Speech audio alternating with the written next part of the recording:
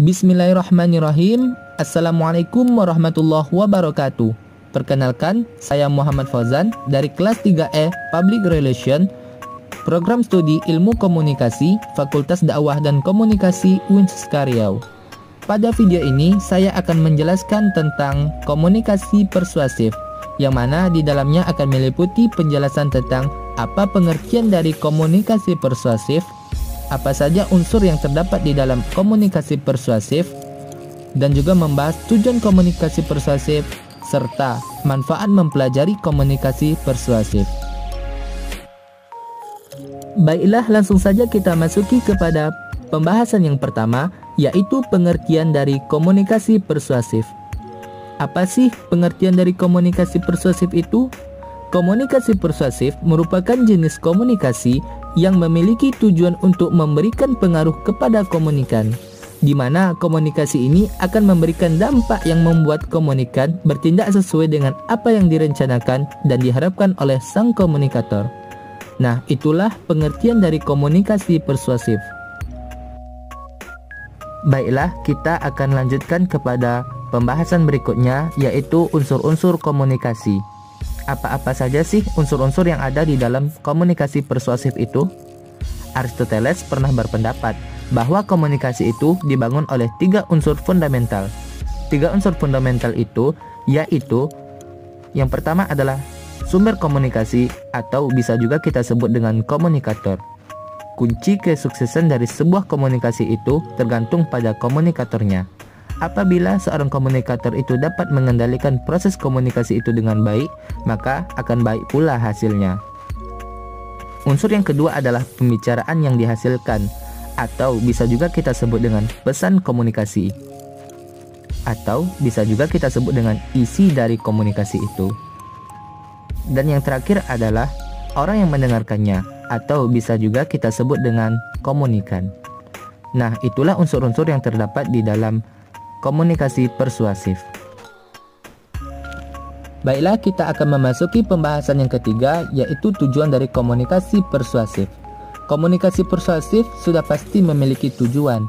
Nah, apa saja sih tujuan dari komunikasi persuasif itu? Mari kita bahas satu persatu. Tujuan yang pertama adalah perubahan sikap. Komunikasi persuasif ini diharapkan dapat mengubah pola pikir, yang mana pola pikir ini membuat komunikan mengubah sikapnya terhadap pesan yang ia terima. Tujuan yang kedua adalah perubahan pendapat. Seorang komunikan pasti memiliki pendapat atau anggapan yang berbeda dari seorang komunikator, sehingga perlu adanya komunikasi persuasif sebagai alat untuk mengubah pola pikir komunikan yang membuat komunikan ini mengikuti apa yang disampaikan oleh seorang komunikator. Tujuan yang ketiga adalah perubahan sosial. Perubahan sosial ini adalah salah satu dampak dari adanya bahasa persuasif. Komunikator yang berbahasa persuasif akan membawa perubahan dalam lingkungan masyarakat, pola pikir, hingga perilaku dari masyarakat itu.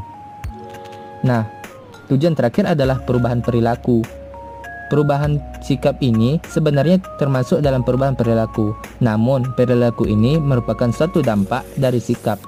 Ketika sikap berubah, maka perilaku pada seseorang atau komunikan pun juga ikut berubah mengikuti pola pikir dari pesan yang ia terima.